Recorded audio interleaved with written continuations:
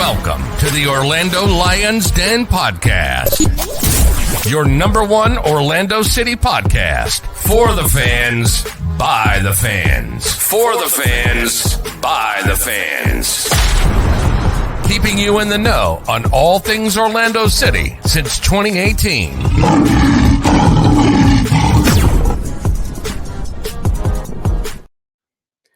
Well, it's been a long week and a long time since I've been back on the show that we forgot to get a new intro for this one. So we're just doing it live. We're just going for it. I love it. Good to be back in the saddle here. Mike with the Orlando Lions Den. I got my boys Eddie and Alex with me tonight to talk over what just happened against LAFC and what the outlook looks like ahead. Alex, I see you rocking your USL Naples FC gear down in the Naples. How you feeling? I'm happy about FC Naples. That was a fun event on Saturday. I'll talk about that in my shout out later, but Orlando not making me feel nearly as good. I don't have a lot of nice things to say, so I'll just dwell on the fact that we're halfway through the season and we're halfway to the season being over. So that's all I got. Wow, that hit hard. That hit hard, Alex. Yeah, you made me go, you made me go full like Robert De Niro face. I was like, yeah. that was rough, man. That's funny. That's a new record. We're what, 30 seconds into recording? Wow. I know that was emotional roller coaster right there. I was like, huh. Oh. I know I'm always billed as the optimist, but I'm at the bottom of the barrel, and I know we got a lot to talk about on that subject, so I'll save it for the discussion. If you lose Peoria, right? If you lose Ryder, who's almost from Peoria, Illinois. Not even close. But no, it's in the same state, right? I mean, yes, but far away. But I know it's like all the opposite side. But yeah, if you lose Ryder, then you're in trouble, buddy. So. Oh God. Well, speaking of Eddie, how are you doing, my man? It's good to be back. I am. I watched the whole match. I didn't get to watch live, so I was at an event. Shout out Daddy Yankee, and and I think I predicted 3-1. My dad's like, he always sends me a prediction, and he was like 2-0, and or he was like 2-1 us or something. I'm like, nah, 3-1, or he was like 2-2 or something. I don't remember. And I was like, bro, you're really optimistic to have 2 goals for our team. So like, we're gonna be 3-1. I'm gonna give us a penalty is what I think I said, and I almost got it right. So yeah, look, the LAFC, when we talked about it on recently, and I talked about it on the pod, that we're gonna have this stretch. It's gonna be interesting leading up to Leagues Cup because the LAFC is really good. They hadn't lost in 6 now, right? So that was gonna be a tough match, and it was. So, but we got a lot to talk about though. That we do. And before we get into talking about it, we might as well go ahead and roll through some of our sponsor activities. So first, I'm just going to go through the order of what they are on my screen. Let's go ahead and start and talk about Fubo TV. It is the summer of soccer, as Fox is calling it, with the Euros and with Copa America, which I believe starts on Thursday. If you need a way to watch all the soccer that you could possibly imagine, Fubo TV is for you. Fubo TV also does have some of the Euro games. I learned that this morning when I decided to try and put on Romania versus Ukraine while I was working. So if you are interested in signing up for Fubo TV, QR code is on the screen. Link will be in our tweet and our YouTube video for all the information on how you can get set up with Fubo TV. Not to mention the cricket, if you're into seeing the U.S. overachieve at a sport that I just had to learn the rules to last week. I didn't even want to take the time to learn it just because I'm like, I'm this is going to be a short-lived endeavor for me. So I know the rules for the most part, thanks to Jake, our buddy Jake Turner in Newcastle, big Orlando City fan. He sent me some videos on the crickets. And love that. I like it. It's kind of cool, actually. I saw someone tweet that if we win against India, that we need to call it cicada from now on. I'm just like, that's the most American tweet I've ever seen in my life. That's perfect. All right. Let me get back to the sponsor since we're getting derailed here. Leo at Epic Mortgage, powered by You Mortgage. Guys, it is a wild, wild road when it comes to financing a home or refinancing a home or looking to get a mortgage. Leo is a man who's going to help you out. QR code on the screen, 407-844-79 or 7696 is the phone number, at Loans by Leo on social media. He will be able to help you out with all of your mortgage and lending needs. Then we go to our boy here, Eddie, with Comparing Insurance. Eddie, I'll let you go ahead and do a quick spiel on insurance, especially because we were just talking in the beginning about hurricane insurance, which is something that is important in the state of which we live. Right. Hurricane season is upon us. Make sure you have your policies have the right type of coverage, and check your deductibles. For hurricane deductibles are usually very, very high.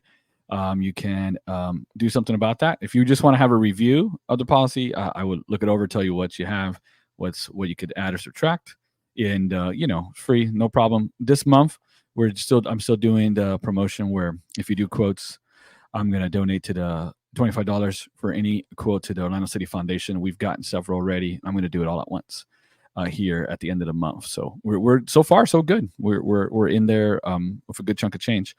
And then also car insurance. If you don't have comprehensive coverage and you get a flood, you're screwed. So make sure, just review everything. I'm here to help or for any insurance needs. And we'll leave it at that. Sounds great. And then not lastly, I got two more to go through because we got so many now. New one, Chad McGibbon Realty, big Orlando City fan, as you can see here by the picture. He's got the crest on his shirt. If you're looking into buying a home, Chad is here to help you. You can use the QR code on the screen for assistance and checking out him on socials to get the information you need about buying a house. And then last but not least, homies at Hourglass Brewing, putting the beer can back up on the screen. I actually popped up there last Friday because while we were on vacation, we had a friend watching our cat. And I brought some stuff back from Colorado for him, so I wanted to go ahead and give that to him. And I went up to there, and there was a German food truck out there. And I got some currywurst and some pommes frites. And, man, I felt like I was at the Euros. Like, it was great food. We love them. We love Hourglass. We're happy that we were able to partner with them on the No Mango, No Party. I wasn't on the show after that, so thank you guys so much for coming out. I really appreciate it. It's awesome. We had so much fun. And I still got extra koozies left over. So if you didn't get an Orlando Lions Den koozie and you want one, let me know. I'll make sure to find you and get you one, whether it be at a game or what have you. But shout out to them. They still have the beer available in cans, and I think they still have some of it left on draft. I know the district location where our watch party's at, they're pretty much out. Nice. But I think the other location does have some left. So we can get that to you. They got it. Hourglass Brewing, No Mango, No Party. We love them and we appreciate them. We had so much fun. Yeah, and Chad and Leo were at the watch party of both of them. So it's awesome. It's good to be there and get to meet the people that work with us. Exactly. We love that. So with that being said, we talked about the good things. Guys, now we got to go ahead and talk about the rough things. This past weekend, Orlando City falls at home to Los Angeles FC, 3-1. So, tail of the tape, kind of going through the game. I felt like we were a really, really strong team in this game early on. We had great possession. It seemed like we were starting to create some chances. And we got a penalty kick relatively early on. And this was the first time in his entire career that Facundo Torres missed a penalty kick. And that includes his professional career, his international career, his youth career. He has never missed a penalty kick until this game. And then things just started to go sideways. We conceded a penalty kick of which Buwanga scored, pretty easily. I know a lot of people feel contentious about the penalty that was given. I'm just going to go ahead and say Cesar shouldn't be in a situation where he makes the ref make a decision. Buwanga has done that before where he kind of gets these deceptive looking calls where is it a penalty? Is it a penalty? And the refs so far have always sided with it is. So don't put yourself in a situation to make a play like that. Don't give the ref an opportunity to make a decision. And that's what happened with Cesar here. Penalty to LAFC. Buwanga converts. The second half, seems like we're starting to still kind of be on the front foot, try and get some things done, try and score some goals. And it looked like there was, some momentum. And then Martin Ojeda comes in and Luis Muriel and him connect for arguably one of the prettiest goals we scored all season. Tied the game up at 1-1. They then parked the bus content with a draw, had 4 center backs and 2 fullbacks in, so 6 defenders, and they beat us on the counter attack twice. Once with Bogus, once with Buwanga. Final score 3-1. I'll go ahead and go to Alex first. What are your thoughts on the game? What do you make of this, my man? The score line didn't surprise me, not at all. This is kind of the match I was expecting. It's the how and how we looked, because I was expecting for us to look incompetent the full 90 minutes, and there was some exciting soccer played, especially like you were saying in the first half, but it just wasn't enough. Like, we were at least coherent and didn't make too many mistakes, which is why we were able to hold them to that score line of 1-1 until the 80th minute.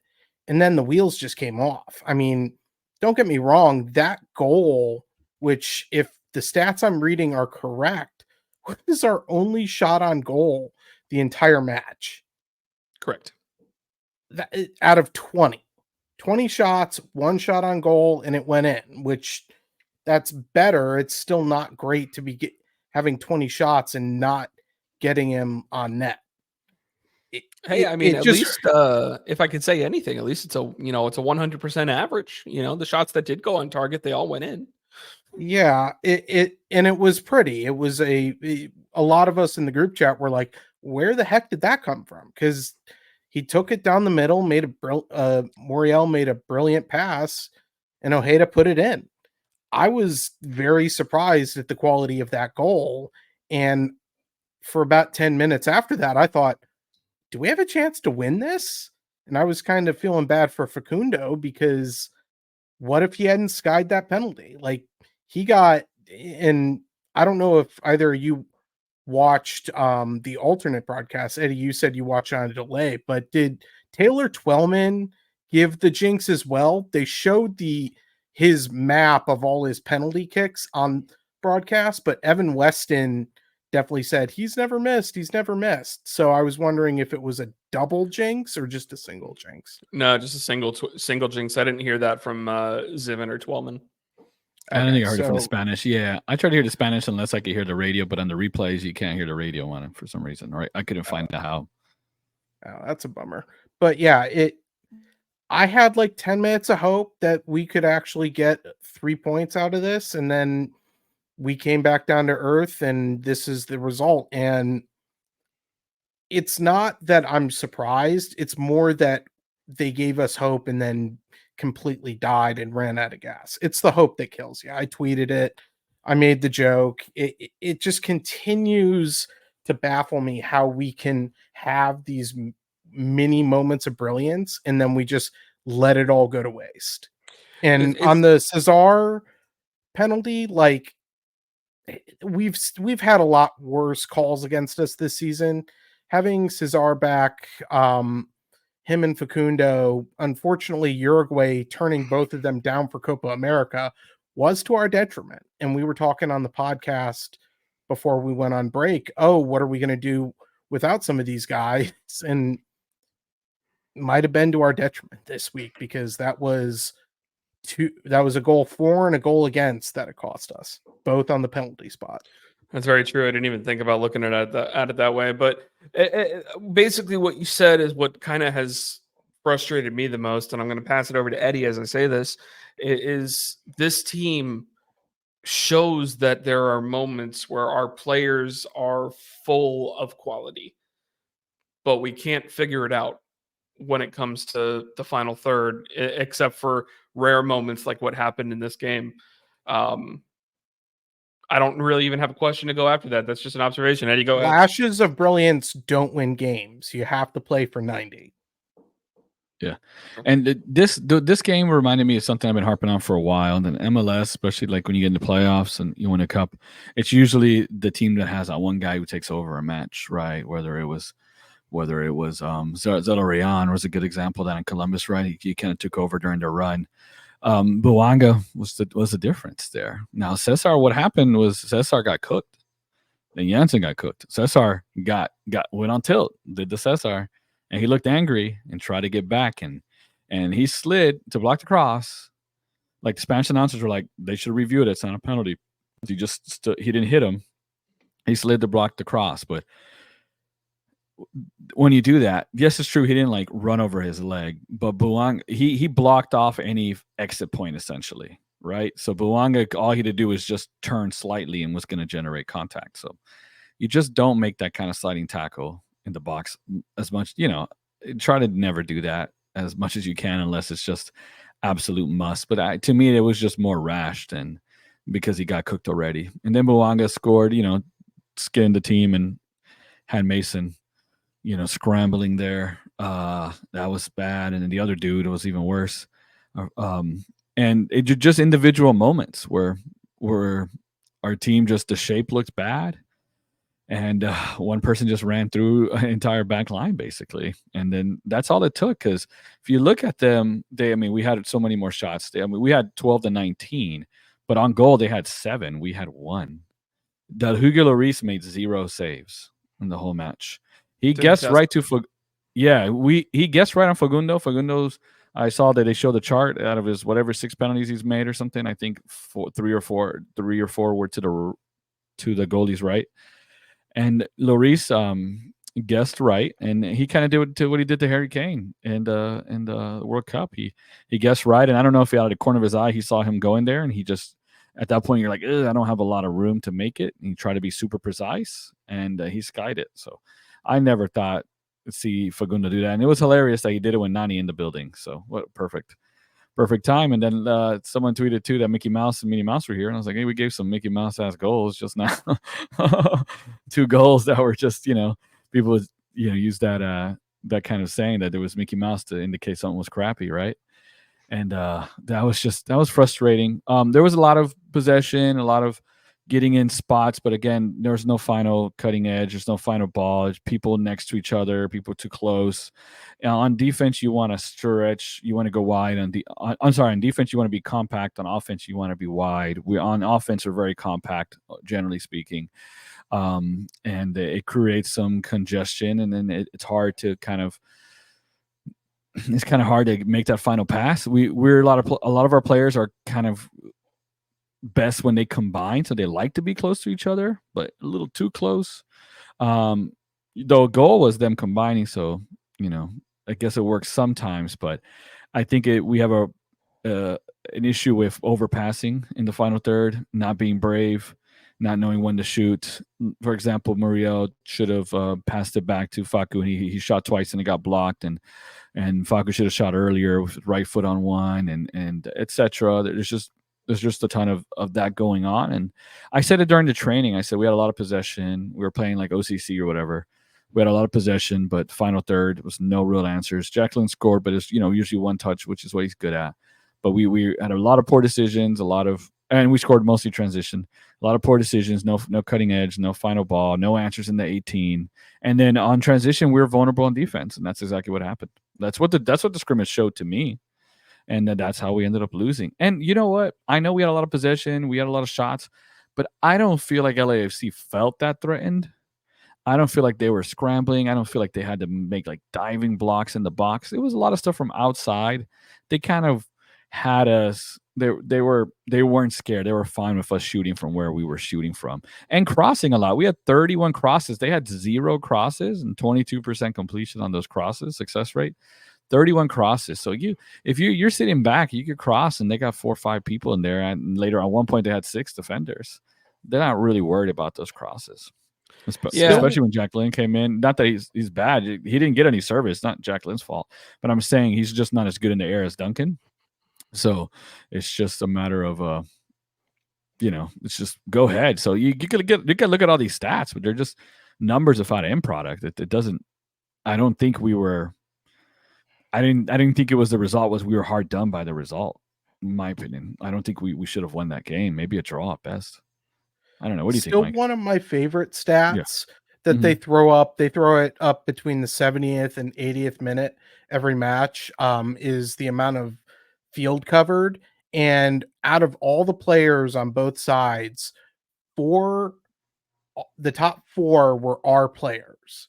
And it's always Nico Ladero on top, Of course, and they're covering so much ground in a match, and they still don't have anything to show for it. They're tiring themselves out. They're tiring them out. They had tired legs. They had something to show for it. It's just they showed it at the end when Bouanga and Bogus burnt by the defense. They showed that everyone was tired. Right. Well, when you spread it, yeah, exactly. When you have people like running like Nico and Cesar have to do, right?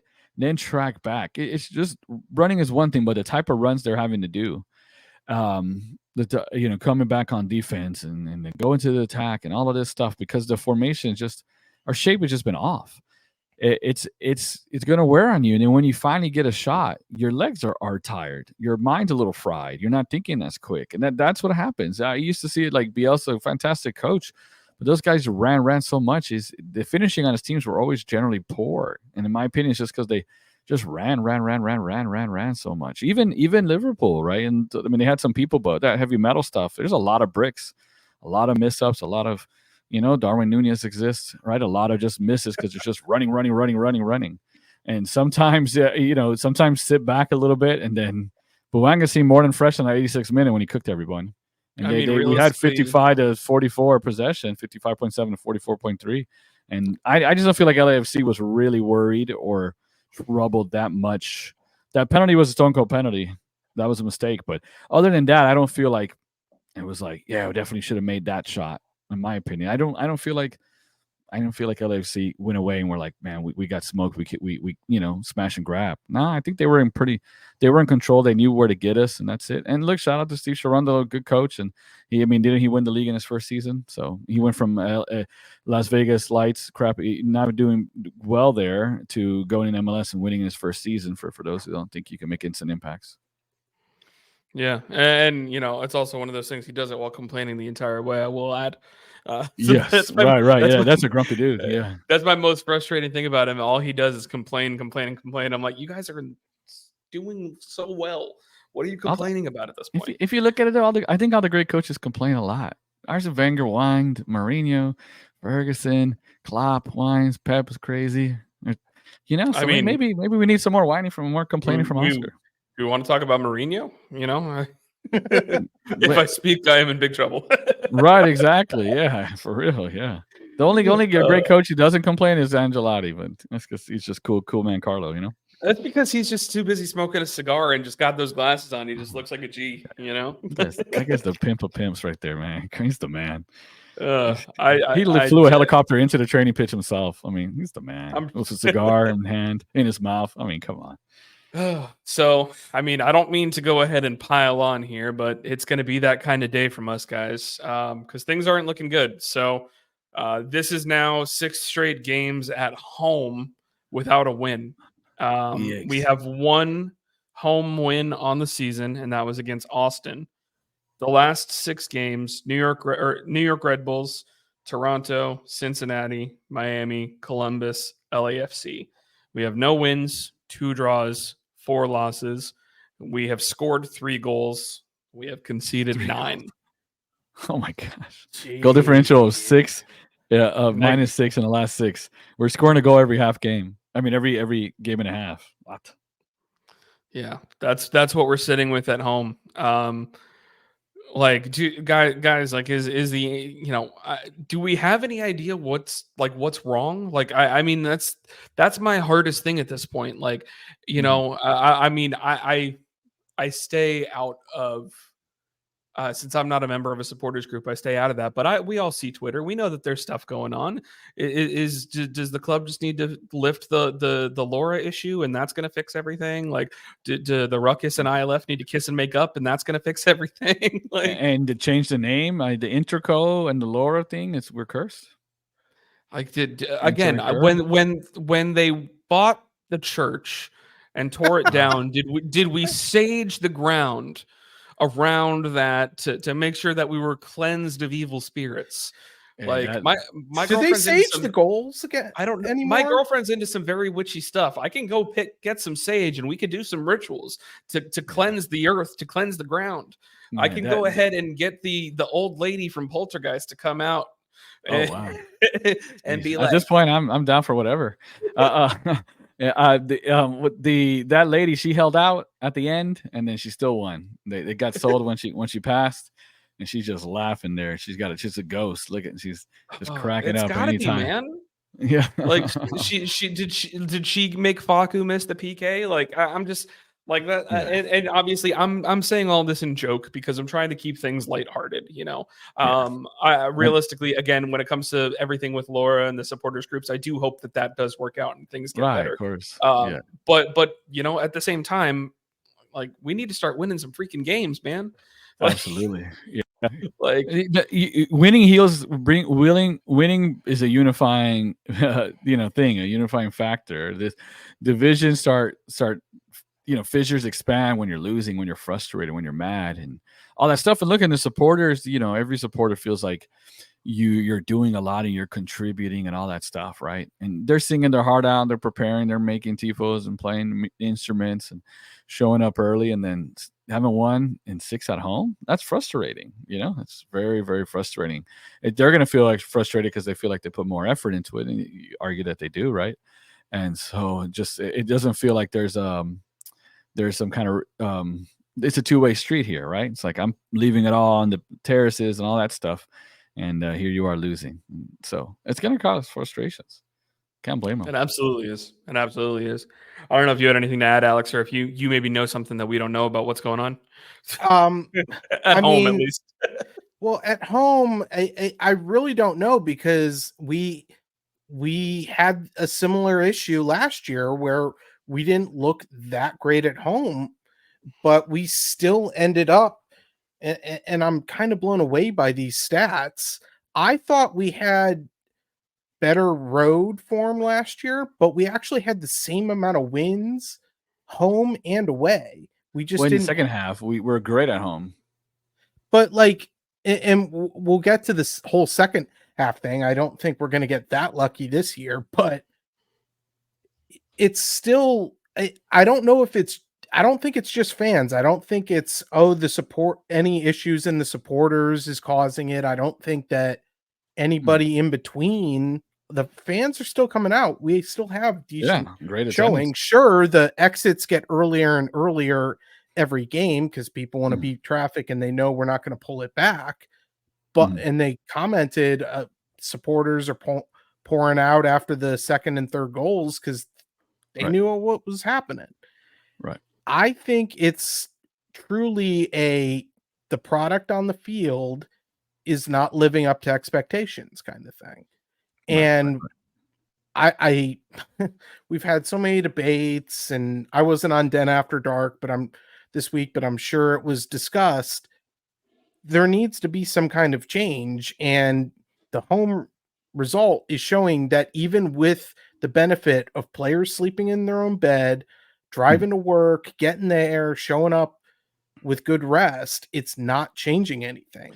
And we thought, when we scored that equalizer against LAFC, it's like, we needed 2 weeks so we could score a decent goal like that. And then it just shows that the wheels fall off and it's the same old team. I don't think, I mean, you're talking about curses. I'm a Cubs fan.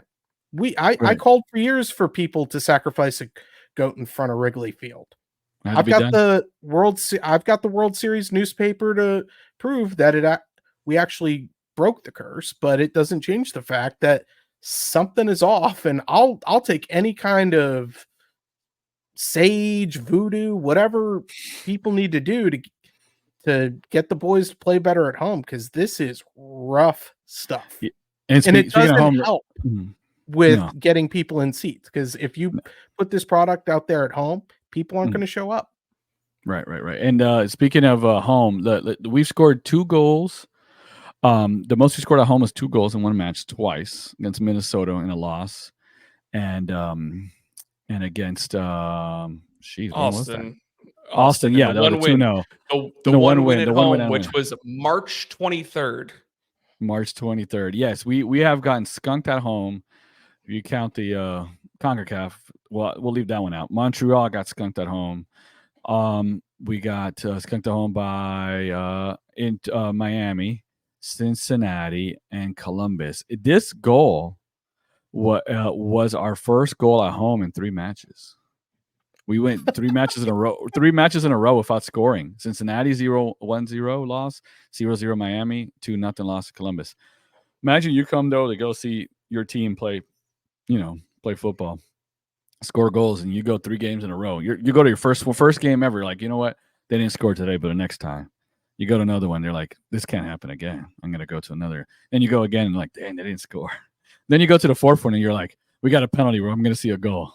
And then they miss it. But eventually they got their goal. But that is 1 goal in the last 4. So you said 3 goals in 6.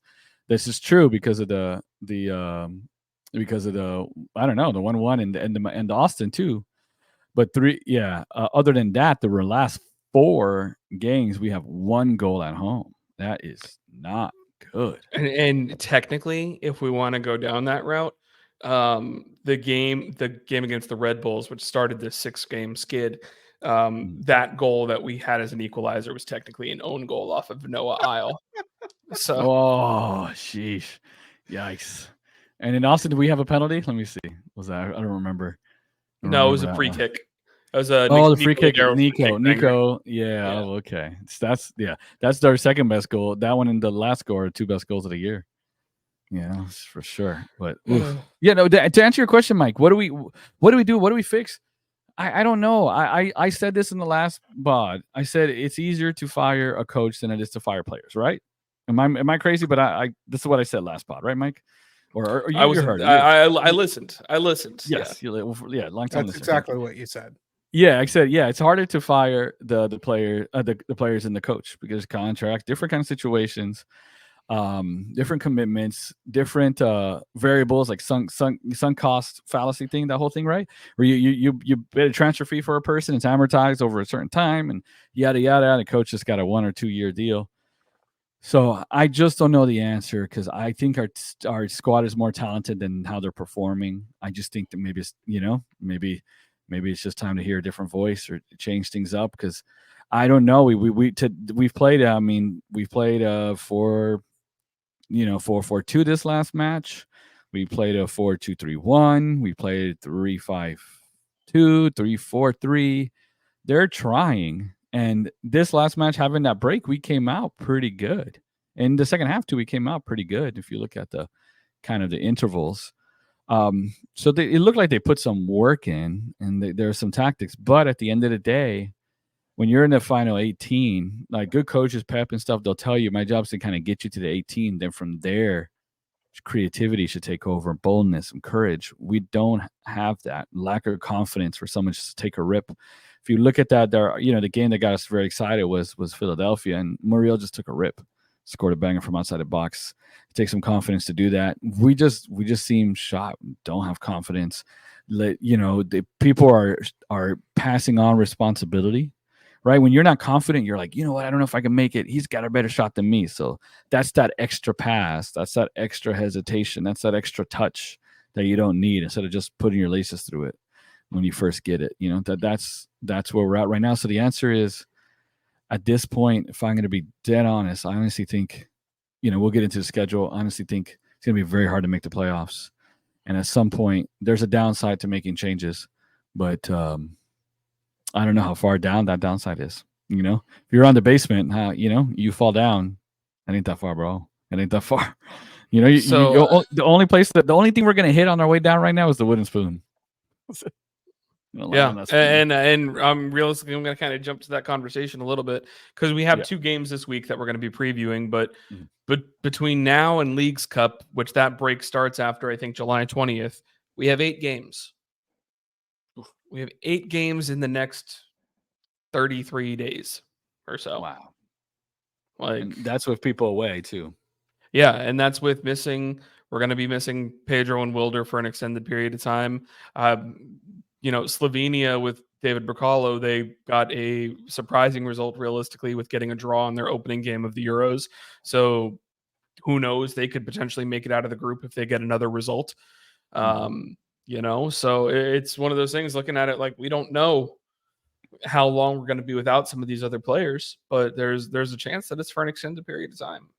It's the worst time for us to the MLS schedule to start throwing midweek games every damn week, right in the middle of international competition, which we don't observe. Peak MLS right there.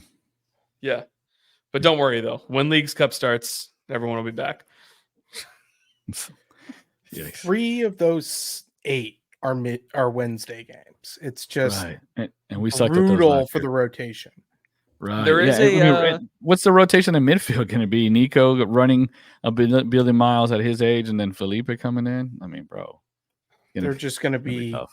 Trading off. And I don't think we're playing the back.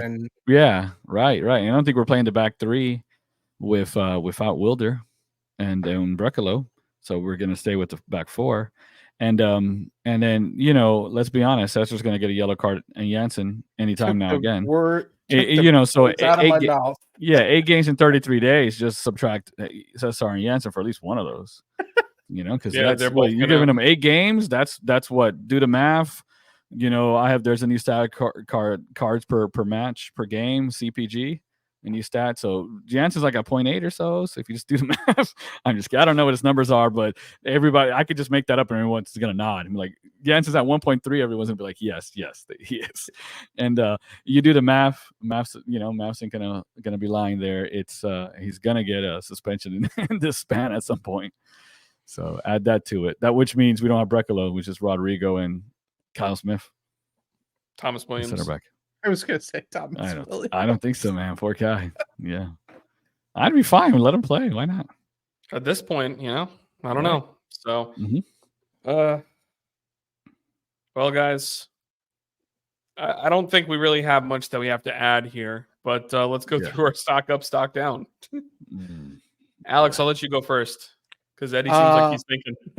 Stock up, I'm going to give to Ojeda just for getting a pretty little goal there. Definitely that we're talking about confidence. And if there's anything that any of our players needs is confidence, and him and Moriel looked like they were a good connection there. So if there's any good thing I can take out of this match, it's maybe they can figure it out, because I know Facundo and Ojeda don't work as well together. So we'll see. Maybe Ojeda will get a start in Charlotte. Stock down definitely has to go to Facundo. I mean, he definitely did not have a good week, being left off of the Uruguay squad and then just skying that PK into the concourse, his first ever miss. The guy definitely needs a confidence boost, and I hope he can get it soon, or it's going to really have an impact on his performance going into the second half of the season. Definitely doesn't help to miss a penalty like that too, especially when there's transfer rumors circulating around your name as well. Him and Rory McIlroy are 2 peas in a pod right now. Right. Yeah.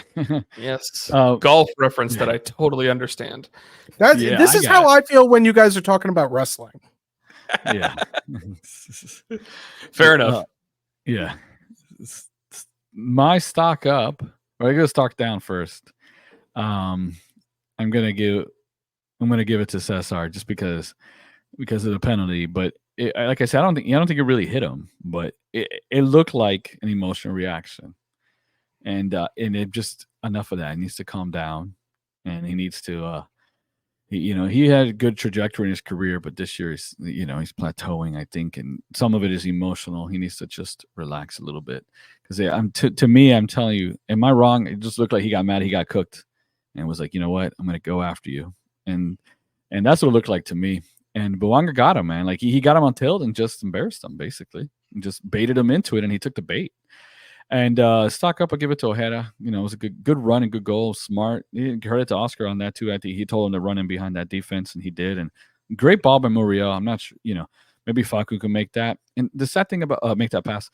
The thing about Facu too is I thought he started off well. I thought he was playing pretty good. It was like Facu looks alive. Really getting on the ball. Yeah, getting on the ball. Like really trying to force himself into the match. And then he skied that and just kind of fell off. But I thought he was, a little more vintage Facu than normal this match, and then that happens. So, and like not stock down because it's first match in a while, but Pedro's been cheeks this year, and nothing that Mason did made me think, let's go with Mason either. So. Yeah. That was going to be my stock down was to Mason, just because realistically, exactly what you said, Pedro's been bad this year. You had an opportunity to potentially make a difference, and you got beat near post on a breakaway. It's not a good look. And realistically, the other 2 goals, penalty and, your defense getting cooked, including you getting cooked, definitely didn't really help. You just turned into a video game character I haven't unlocked yet. Yeah, but What is this, you know what? Bros? Yeah, you know what the thing is too, though. If we're honest, 1-on-1 is where Pedro's best, right? And Sure. like I would have felt a lot better on both of those with Pedro than Mason.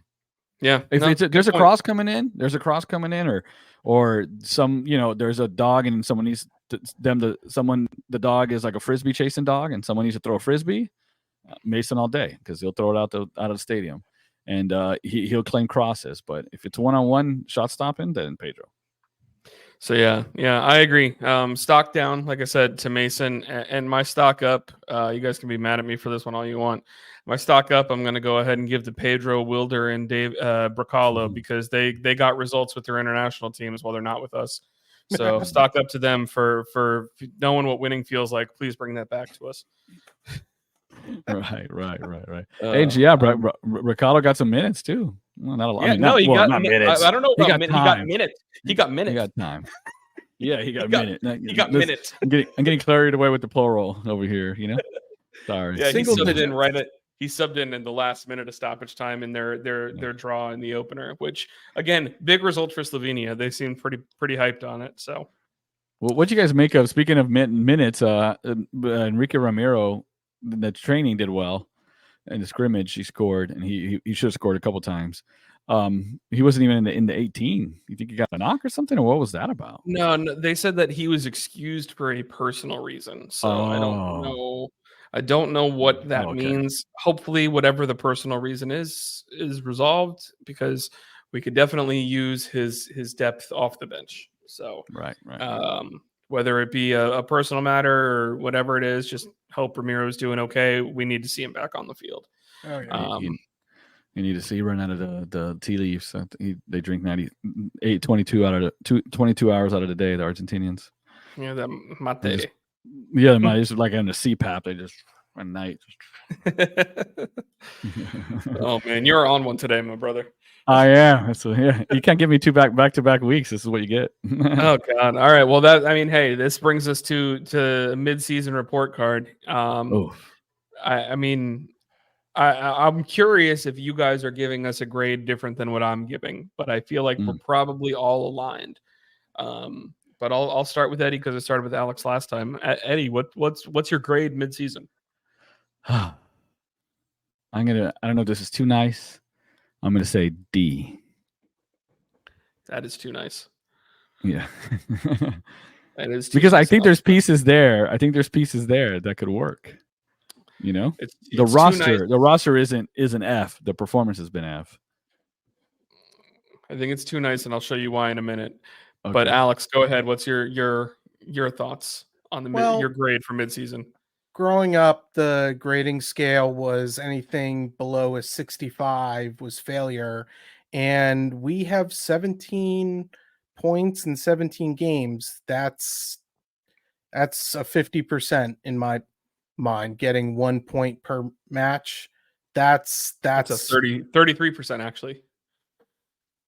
Oh, I'm going expecting to, not the whole 100%. That's overachieving. Although it's the same argument. This is an F.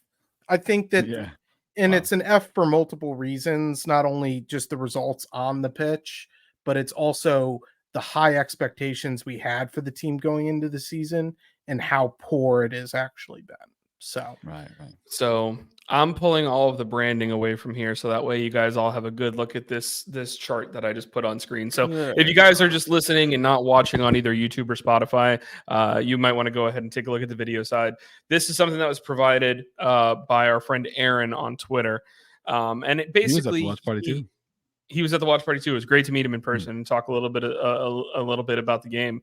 But essentially, this is kind of highlighting through 17 matches where we have been in Orlando City's history. This season, we are currently tied for the least amount of wins that we have ever had through 17 games. And we have currently set the record for least amount of points and least amount of goals scored through 17 games. And our goal differential is the second worst than we have ever had as well through 17 games. Right. And look at our goals. Wait, I didn't see this. Goals against 27. 37s are worse. And we are way outpacing that. We're on pace for 54. Well, 30, that was 37 through 17 games. Oh, through 17. Oh, okay. Never mind. Yeah. Take that all back. So yeah, no, we're still not quite as bad as that. Okay. My bad. But realistically, 17 points. There's only been 2 times that we haven't been above 20 points through 17 games. That was 2018 and this year. And even 2018, which a lot of people look at as being one of the worst seasons we ever had. Even that season was not as bad as what we are dealing with right now, as far as that goes.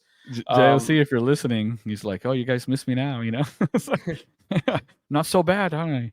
Yes. Talking about his meat and potatoes. You're right. Yeah. Jeez, that's JLC bad.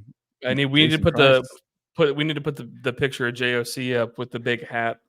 Right. Because the Irish skin that couldn't be touched by the sun. Right. But even looking here, our most losses that we've had at home through 17 games, least amount of wins we've had through 17 games, lowest points at home through 17 games. This is the only time through 17 games in our entire history that we haven't had double digits in points at home. Like, it's one of those things like you should look at this and just be, I'll get rid of the ticker. I didn't realize that's still going here. It's not letting me get rid of it. Just kidding. I'm trying to. It's stuck. But it's one of those things, like, realistically, you take a look at this and you're just seeing how poor it's been.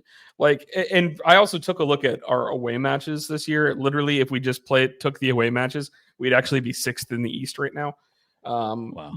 Based off of away form compared to other teams' away form. But that's how bad we are at home, and that's how bad we are overall. Like, that's crazy. The expected goals against too is up there among the worst seasons too. Yeah. And our expected goals is, in the Oscar era, really 2022, 2023, 2024, just slow starts. It's up 2021. And just, among the worst. Look at 2018 JOC is 1.68 average expected goals. Yeah. And that was just a year where our defense was terrible and our offense was very unlucky. Yeah, exactly. Yeah, his offense was our best offense ever that year, expected goals wise. Crazy. Mm-hmm. This, looking at the home stuff, is just brings me back.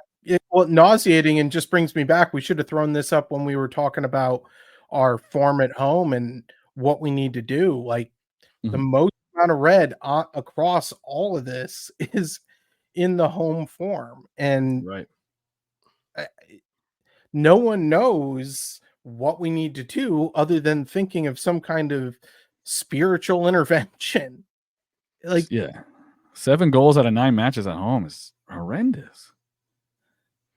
Yeah. Like I said, I really, like 4 of those were in 2 matches. 4 of those were in 2 matches. Oh my God. One of them was an own goal.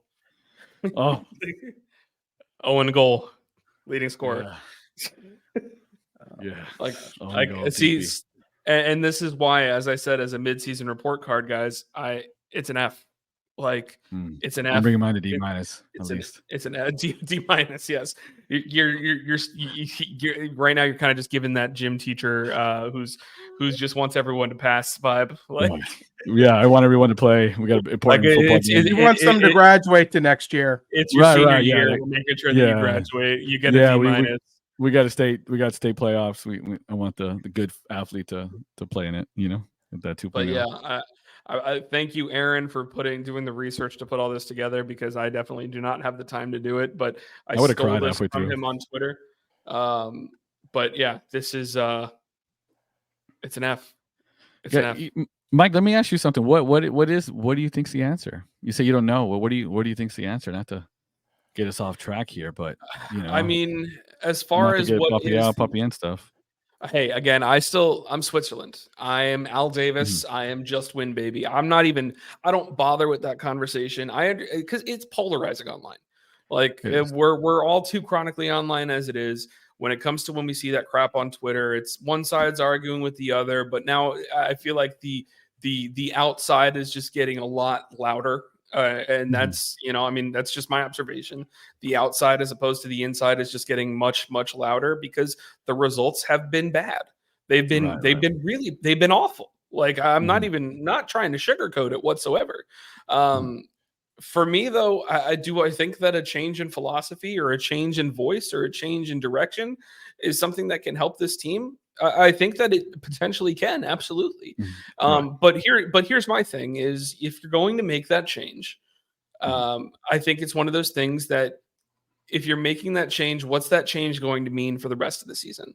And this is something that we kind of had a debate in our fantasy football league chat. So shout out Manscaped League One, love you guys. When we had that chat, I said realistically, even if Faku gets sold and Duncan gets sold, because they're both rumors circulating around them right now, if we're going to move on from Poppy, I still don't see any big changes happening. And the reason why I say that is because if they're going to make a change and they're not going to bring that new coach in this year, it makes no sense to go ahead and bring in players that are not going to be that coach's guys. Like if the coach is going to end up having an input on the kind of players that he wants, I just don't see a point of if we offload a DP, bringing in another DP that might not fit the philosophy of the coach that we're trying to hire. I mean, we bring in DPs that don't fit the philosophy of the coach we have. I mean, that's very true. I think, well, that's another story in and of itself, because I feel like or it doesn't look like it. We don't know that. It just doesn't look like it fits. Two of the DPs that I feel like we have right now, I have been on the record on the show and on Dad as saying I think that they were reactionary purchases when they were made out of a reaction that the action actually never happened. So, you know what I'm talking about. But yeah. It's being sold and Duncan going. Yeah, those things never happened, and now we have two DPs that play the exact same position and a striker that doesn't fit the mold of the team because of the fact that this wasn't what the expectation was. So that's my thing: is if changes get made, I'm fine with it. I don't care if we don't make the change. I don't care if we do make the change. My thing is I want to win games, but I am just going to say that if we do make the change, if we bring in a new coach before July 18th, maybe we will have an active transfer window. If we don't bring in a new coach and we just ride with a caretaker manager post July 18th, summer transfer window is do not expect anything aside from an outgoing or two. I don't see anybody coming in. And would you say go ahead. Yeah, would you think that if we see a big window this year, are they doubling down on Poppy then? If they see people, if we need another aging Colombian, that's obviously a Poppy pick. Something like that. Out in the stadium last week. Yeah, exactly. Because we need another overpriced edging striker. Right, exactly. Yeah, if we do something like that, is it further commitment? Because honestly, the Poppy in, Poppy out thing, I've said it. I already said it on here that I think he's got a certain peak, and I've been fine with moving on from him for a long time. And I was looking at the numbers, and Mike had gotten this. We were at 1.59 is his average points per game, and which if you average it out during his tenure here, that's just 5th place in every season. So that's barely in the playoffs. That's 1 or 2 seeds in the playoffs. And his fan base will always, half the fan base will say, well, we used to not be in the playoffs, and then they're fine with being in 5th place. And then, on average, he's had on average, we playoff matches. He's had 7 playoff matches, won 3, and in those 7 playoff matches, we've had 4 goals in 7 playoff matches. So it's not just we got into playoffs, anything could happen, because it hasn't happened. Well, we even last year when we got to that next round, we had a bad Nashville team. We scored a banger from 35 yards and then basically an own goal. And that's it. And then in our last two elimination matches in the playoffs, we haven't scored a goal. Both of them, Montreal and then Columbus. We didn't score a single goal. So if you're fine with just like fifth place, because we're in the playoffs, then this is the coach for you. That's fine. The city celebrates the Magic getting the 7th and 8th seeds. Like they want to throw a parade. And, well, we used to be bad, and we used to not make the playoffs, and, just support the boys and all of that stuff. And that's just how a lot of the fan base is. That's just Orlando as a sports town.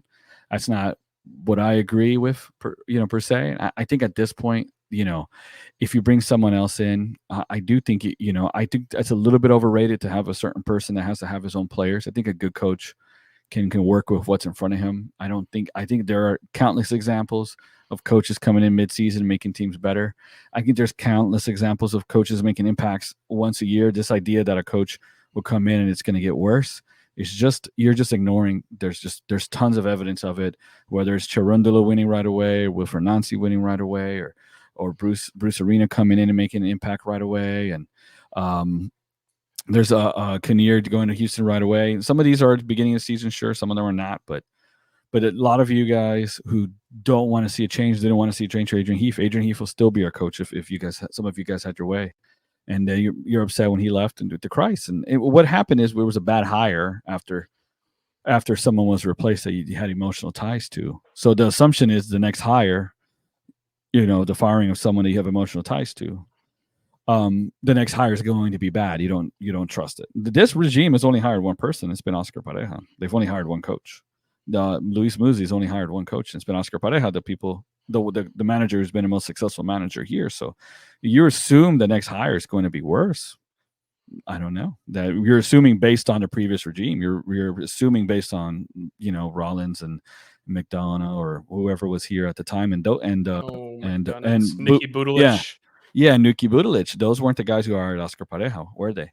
So, yeah, but that was also all those previous ones, save for Adrian Heath, because he was the first manager coming from USL. Those were all hires made mid-season. Oscar was hired during the off season and was given that time to sort of shape the club around him. And I like Mike's thing about how the transfer window is kind of the big thing for this. But if you look at the calendar, and I'll kind of use this to pitch into one of our other conversation topics, is we've got 8 games in the next, I think someone said 33 days. 33, leading into Leagues Cup. And it's not going to be great if people get what they want and we were to fire Oscar in between this big run of games. But we also at the same. Go ahead. Go ahead. No. I thought you were finished your thought. I didn't mean to cut you off. Go for it. It's one of those things where you have to balance. Do you want a caretaker manager, or do you want to set up? And I think we talked about this a couple weeks ago. Do you want to set up the club for success next year and give that manager the keys to not only see the players that we have, if they can be successful in his system, but to also pull in 1 or 2 players, especially with some of the rumors of who we're going to be sending away in this window. And the scheduling is not on our side, because if we wait these 8 matches and then we send them away, we're already giving up on the season, but we still have to look out for next season. Yeah, I got you. Now, it's a hard decision. Right. And they're really, this whole caretaker that you're going to hire someone and just give them half a year and then we'll hire someone else. Where do you even see that? There's rarely ever just a caretaker for a part of a season. They rarely ever happens. It happens some, but most of the time it doesn't. Bobby Murphy took for a couple games and then it's not really a thing. Excuse me. Sorry. I don't know where my lights went out. It's not really like a big thing. It's not very common. And so you can say it'll be good to give a new manager the preseason and the off season to get things going, but also he can get the rest of the season to evaluate who he's going to keep and then really instill his system and then go hit the ground running in the next season. And there are coaches who, like Ronnie Delia in NYC, I don't think he's got a job. He won the title, and he said, I look at what I have and I play the formation and the style based on what I have here. And that you can do. Those coaches exist. It doesn't have to be. I hate these coaches, like philosophy coaches, who are like, I have to play a 4-2-3 and I need these pieces or I'm not going to be able to do it. And I just don't agree with that approach. And you don't have to hire someone like that. Oscar isn't like that, to be frank. So I think at some point people need to do, go back to that sunk cost fallacy thing. When you're emotional, you don't want to let go of something, but the cost of not letting go might be worse than keeping on, right? Because you say to be memories or the cost to be let's go win a championship. Yeah, you could say, well, we got the second last year. We had a good run. Great. That was 1 year. Our average finish is 5th in the East. Average is 5th. The year we won the Open Cup, we had all home games. We were a Mikey Holiday goal line clearance away from losing to Miami. Some teams didn't take it seriously. Philadelphia, they had bad breaks. We had a goal. Rodrigo scored late. Tony Carlos kind of fouled someone. It was a scruffy goal. PKs. Nashville took out their starters. Everything lined up for us, and then we finished with a USL team, and we couldn't score on them until the 65th minute when we forced them into a dumb error. And then they had a penalty. So it wasn't like we cut them apart. We just cut through this team and dominated. And that team barely made the 7th seed and had a negative goal differential that year. Okay, so it wasn't like we were good. And then we lost in the playoffs 3-1. We lost in the playoffs on that one, that season. So we got smoked. And so it's, everyone's looking at a 3-4 month high last year in the second half when we did really, really well and one Open Cup run. But other than that, it's been pretty mediocre. It's It's just we were so trash that mediocre is good. It's we got a little bit of a battered spouse kind of thing going on where someone, someone cheated on you and this person's just a little bit nicer and yells and maybe hits you every now and then. And what, I've had worse. And, my son and, I don't mean to be dramatic about it. I'm just saying that our expectations were on the floor, right? So now, to pun intended, 5th place average is defying expectations. 5th place average. So we're like, what? Well, we could be so much worse. What? 6, 7? Who cares? And make the playoffs. We were second best in the East last year. Now we're second worst in the East. Yeah. You're saying, well, we could miss the playoffs entirely, or we could be the 5th seed and then get eliminated in the first game, not score a goal. That's the upside. No. If we status quo means 5th seed and go 3 or 4, win 3 out of 7 playoff games, 3 out of 7, and 2 of those we scored 1 goal. One was a deflection in Nashville. One was a banger from 35, and then the other 2 out of the last 4 playoff games, we have 2 goals, a banger, a deflection, no goals. And in the previous playoff game before that, 1 goal. And then before that was New England, where we got eliminated, 1 goal. And then the New York City, the NYC Rodrigo goalie, 1 goal. That's our playoff tenure in Oscar Pareja. So you're saying, just the playoffs and we'll be in the doldrums, which we are right now. Mike already proved this is the worst start we've ever had under any coach. The coaches, you say, what if we go back to a James O'Connor? James O'Connor right now, James O'Connor's team outperformed the current one. That team beats this team right now, at least on those metrics. I don't think they would, but you get my point. So you're saying, we might go back to James O'Connor. We are in there, buddy. This is James. The O is for Oscar. It's not, and JOC. This is this is not this. We are in that bad of we're in that bad of form right now. It's not. We might go there. We are there right now. So you're saying, well, we can go back to, we've seen some highs.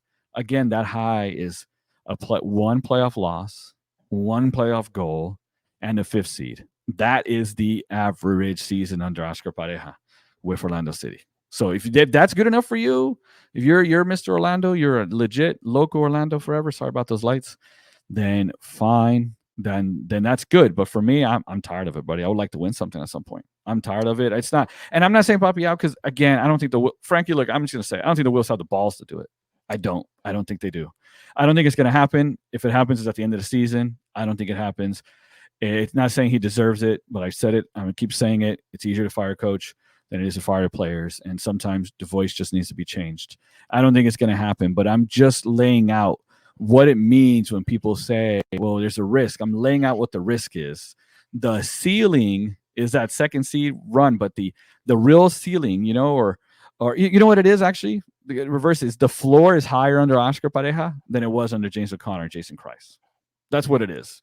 The floor is that 5th seed. And for this town, that's good enough. But for me, it's not.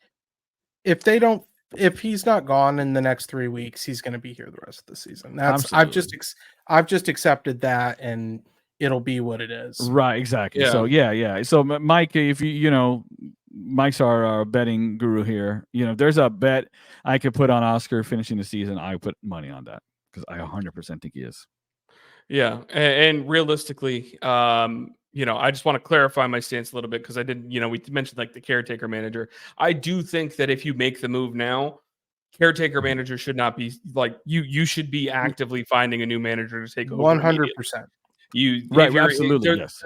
We've only seen it in a few instances in this league where a caretaker manager has finished out they've just been like, yeah, no, we're going to have a caretaker and then we'll figure it out Like in a the couple DC months. guy, right? Yeah, it was DC. It was, I think, New York, you know, and I disagree with that. I hated that philosophy when it happened, and it wasn't even happening with my team. I just thought it was stupid. But with that being said, obviously, my stance was more so saying that if they're going to bring in a new manager, I just don't think that or coming into the transfer window, if they make the move for a new manager before that, or even if they feel like they're going to make a change after that, I just don't think that they're going to have a heavy investment window if they don't believe in the team. Right. And it's going to be and it'll be unfair to the new guy too, where he everybody wants to cook with their own ingredients. I'm not saying that they shouldn't have a say, but I'm just saying sometimes you got to cook. You just got to open a pantry, just make something, make some magic. Yeah. You know, you can't use that as an excuse forever, just 3-year plan nonsense that people come up with, you know. But it is helpful. It is helpful that, especially if you got a guy whose philosophy is a certain way, you need a certain piece. A guy plays with a target man, get the brother a target man, you know. I mean, it's so, like, you know, if he plays with a 10, get him a 10. You know, pardon the vulgar language for a second, but there's a saying that's, you know, sometimes you got to make, you know, you need someone who can make chicken salad out of chicken shit. You know, right. and right now this team is very much chicken shit, you know. Mm-hmm. So and if Oscar is right now he's throwing ideas at the wall, and right now we are multiple games in and nothing has stuck. So that brings us. That's going to be my segue into Charlotte away on Wednesday. I believe Charlotte has been a area right now. They are much better than they have been in previous years under Dean Smith. The new coach. How's that possible? And they also their game against Nashville was the end of Gary Smith. So they've got at least a head. They've got I think they actually have. They have 2 scalps to their name right now. Who was the other team that they? Atlanta. And Atlanta beat them. And yeah, both of those were Dean Smith, man. English, you know, Battle of the Smiths, English on English violence, you know, North, South. I don't know where he's from actually. But Sharks, you know, and Jets, you know. Yeah, exactly. Yeah. Capulets and whatever, you know, so whatever, and the little Billy Shakes there. But the point is that he got rid of 2 coaches and he lost to both of them. It's hilarious fact. So both of those coaches got fired after wins. No, I think Nashville was a draw, and Atlanta was a loss. Yeah, Atlanta did lose to them. So okay. So much so that Charlotte podcast made an AI rap about it. Oh wow, yeah. Oh, I saw that. That was something. They have 2 scalps to their name. We play them on Wednesday. They've been in pretty good form. They are a team that is basically they're playing in a style that we were very familiar with over the past couple of years. They play a little bit more very direct Brexit ball, with strong defense. Right. Eddie, I'll go to you first. What is your prediction for this game against Charlotte? It's gonna be a Brexit ball out. And do they get a third scalp? Did they get a third? No, they don't get a third scalp. Oscar, Oscar's. I don't think that seat's even. The asados, that the charcoal's not even cooking yet. It's not even on the coals yet. It's not even on the grill. I don't think, which is I don't agree with, but I don't think it is. And I think it's gonna be a Brexit ball. I'm gonna be optimistic, and it's on the road, so I'll be optimistic. I'm gonna give us a 1-1 Brexit ball. They're gonna score off of a cross on the header, Charlotte, and we're gonna score off of a deflected, scuffed in goal by Jack Lynn. So, get out of my head. Yeah, just a beautiful football. It's gonna be just a stanky and that big, cavernous stadium on the turf. It's gonna be some beautiful Brexit ball. Brexit ball versus Surfer ball. Let's see who wins. Alex, I'm gonna agree with Eddie. I was gonna say 1-1. I don't see us getting 3 points out of this, but I think we can somehow get a point out of it, and I think we're going to kind of put a decent lineup. I don't think there will be a ton of changes from the lineup we saw on Saturday, and I can see us scoring first and then giving up a late goal, though. So 1-1. I'm going to go with a Dino special. It's the opposite of a Poppy special. It's going to be 1-0 Charlotte. I'm sorry. I don't see confidence in our team right now. Right. I don't. Dean's gonna say, leave the Brexit to the English.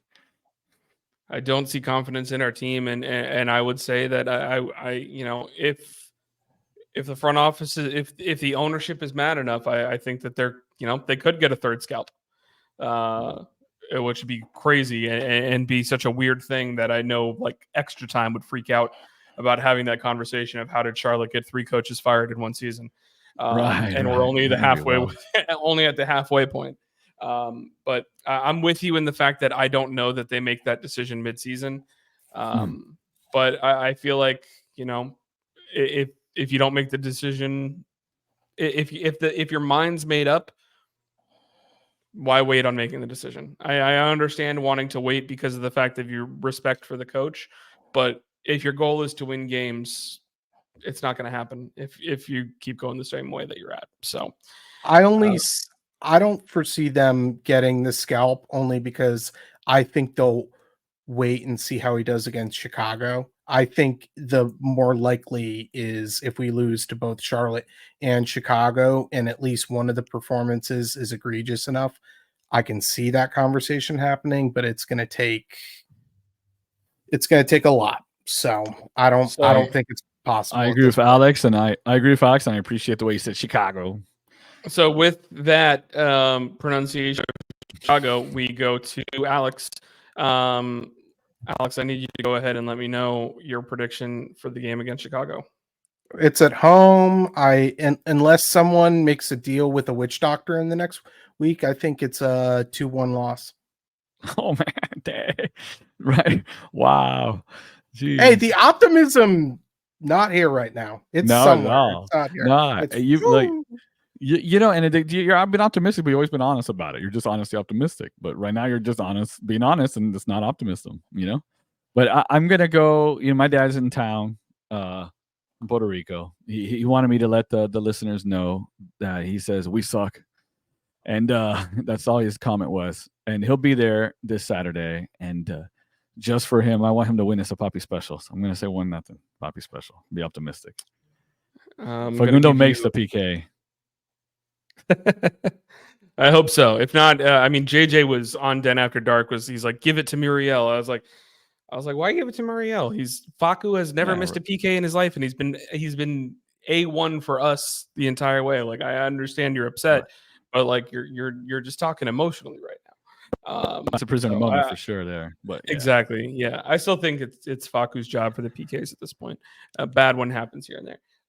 So I'm just going to say the stat that comes to mind for me right now is for Chicago is 4. It's been 4 games since Xherdan Shaqiri was sent early to go be with Switzerland, and Chicago has not lost in those 4 games. Wow. So they got rid of the power cube and have found the ways to play power football. We're not winning at home unless something significant changes, and I just don't see it. Chicago's not a good team, so I'm just going to say 2-1 loss to Chicago. And I have not been this down on this team in a very long time, and it hurts. Right. It hurts to feel this way. It makes me sad. I'm literally just sad for Oscar Pareja. He after the press conference, he was like, "Yeah, we talked about finishing and not taking so many touches, but I'll talk to them again and see." He was basically like, "I'll repeat and see if it gets through." Like he's got to be frustrated. I mean, that's also part of my frustration too. Is if you're saying, "Yeah, no, we talked about it, and I guess I have to talk about it again." Like to me, that's implying you're not connecting. You're not. You guys ever been? It's like talking to a kindergartner about not doing, I don't know, not cutting other people's hair. I don't know. Right. Yeah, dude. Look, at some point, you guys ever been in a meeting where you say something, but someone else says it and it's receptive? Sometimes you just need to hear from another voice. Like I know whenever I say something to my wife, she doesn't agree with. When her friend says it, she seems to agree with it. So sometimes you just need a different voice. Oh, geez. All right. Well, that's our predictions for the double game week we got ahead. That means it is now time for us to talk some shout out action. I'll go ahead and I'll start with Alex on this one. Alex, what's your what you got a shout out this week? My shout out is to the official name of the USL League One Naples team. FC Naples will be starting play in USL League One in 2025. We have a beautiful logo that features some very cool name press. You can see it on my hat. I've obviously tweeted about it. It's just exciting. 20 minutes from my house, we get to watch real professional soccer right here in Southwest Florida, and we've got a familiar owner now.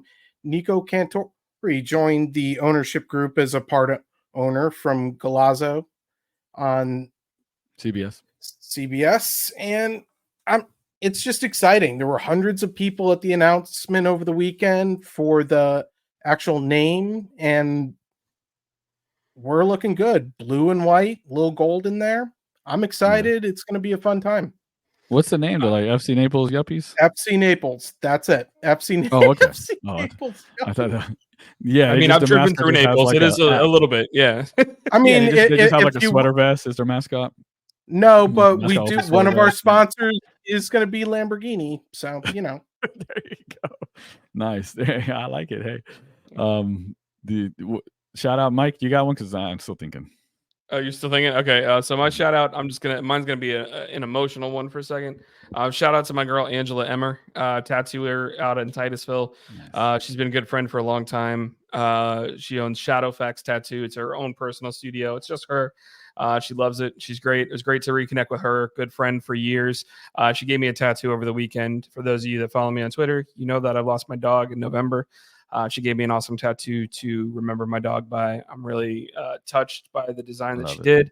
And, blessed to have cool people in my life that I've made friends with over the years, much like you guys. So, that's a great just shout out to Angela. We're going to do a little bit more with it down the line, but I definitely love it. And I can't thank you enough. So, yeah, that's, I don't know how you have so many tattoos with how painful they are. I have a tiny one, and I was not being an Orlando City fan didn't prepare me for that. But this is why you're Switzerland, because you could handle pain, and you're just like I'm fine. Honestly, she's a Mets fan.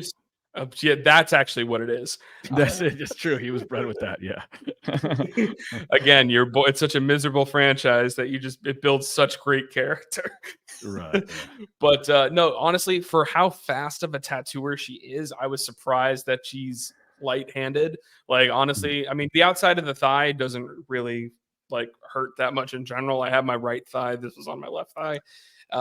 It does that side. It didn't really hurt that much in general, but it honestly was not nearly as like for how fast she moves. I expected that she was going to be heavy-handed, but no, it was super easy. Nice. All right. Note to self, if I finally get that lower back tattoo I've been thinking of, I'll go to her. This is going to say Justin Miram. Yeah. Like this with this. Just this for those moving the video. Yeah. Man, shout out to Elon Musk. Not a good one. He hid the likes on Twitter. One of my favorite things is post game and Orlando City Twitter hot takes and dumb comments to go see the likes. And I got to be honest with some of my buddies here. We do. Oh, look at that. Went dark. Sorry, Elon's turning your lights out. Yeah, look at that. Look at that. His censorship. He's silencing. He's silencing a dissenting voice. Sorry, I normally have a light on, and today I'm just off my computer light. I forgot. So, anyways, I'm here in the darkness. I'm back.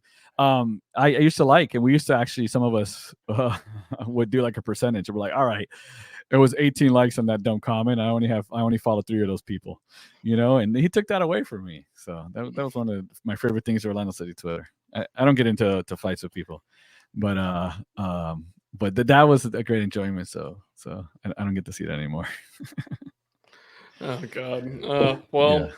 Here is to closing out the episode and keeping our fingers crossed, praying to the heavens.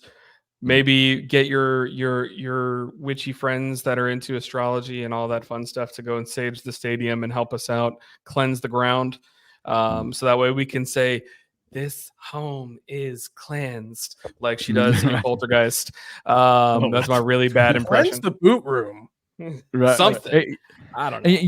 You know what would be peak Orlando City getting 6 points this week? That would just be peak. It would be. And you know what? I'll very possible. I'll eat my words on it.